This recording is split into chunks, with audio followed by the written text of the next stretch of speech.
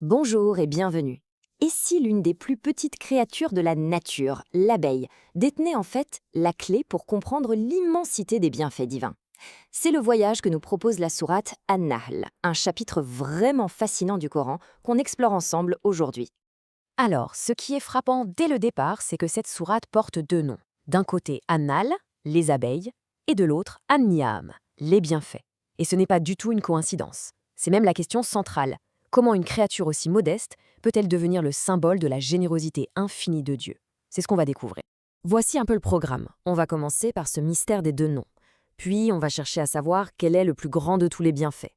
On verra ensuite le cadre moral qu'elle nous propose, à travers deux modèles de gratitude assez surprenants, et on terminera sur une question essentielle, comment fait-on pour vraiment reconnaître ses bienfaits?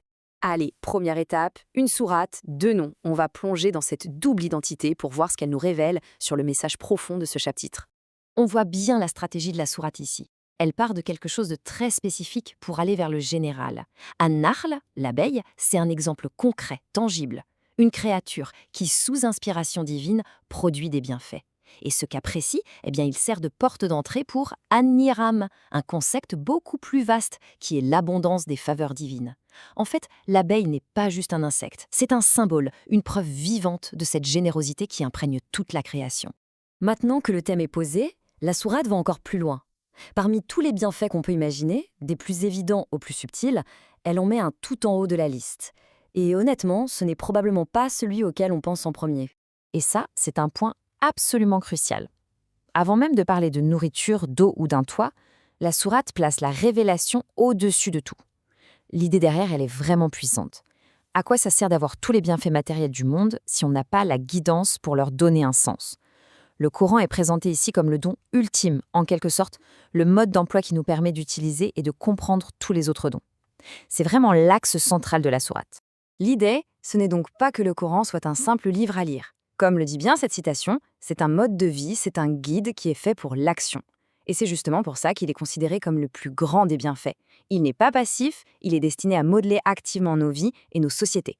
Du coup, si on reçoit tous ces bienfaits, et en particulier celui de la guidance, quelle est la réponse attendue de notre part? Ce n'est pas juste un merci passif. La sourate nous présente un cadre éthique très concret, une manière d'agir en société. Et voilà comment la gratitude se traduit en action. C'est à travers deux principes fondamentaux. D'abord, il y a l'adl, la justice. On peut dire que c'est le socle, le minimum vital pour qu'une société tienne debout. Mais la sourate nous invite à viser plus haut, avec l'ihsan, l'excellence.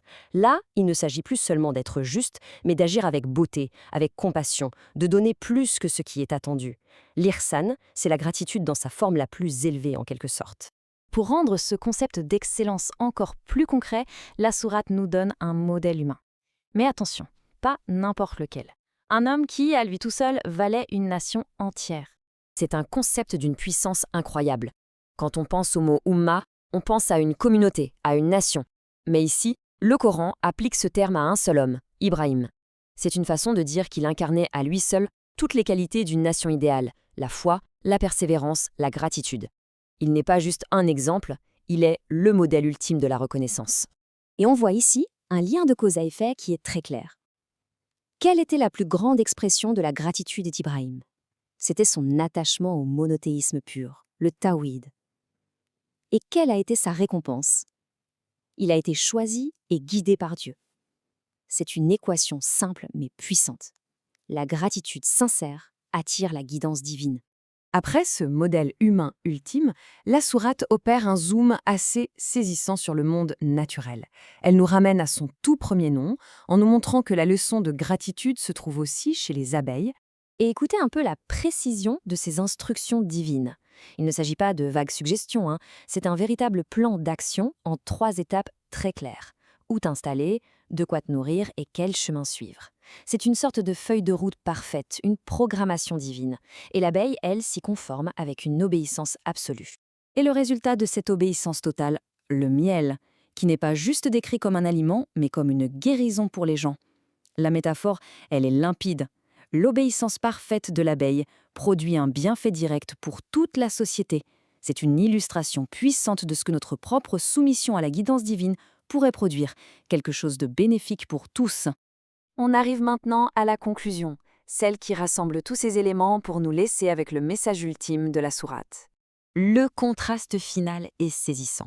D'un côté, une générosité divine infinie qui donne tout ce qui est demandé, et de l'autre, la nature humaine qui est décrite comme souvent injuste et ingrate, incapable ne serait-ce que de lister tous ses bienfaits. La sourate nous met face à ce paradoxe. On est littéralement submergé de dons, et pourtant, si souvent, on est aveugle à leur existence. Ce qui nous amène à la question finale, celle qui change tout. Le verset nous dit bien qu'essayer de compter les bienfaits est impossible. Alors, et si le but n'avait jamais été de tenir les comptes? Si la véritable clé, celle que nous enseignent Ibrahim et les abeilles, était en fait de cesser de compter pour commencer à reconnaître. Simplement ouvrir les yeux, voir et transformer cette reconnaissance en une vie de gratitude.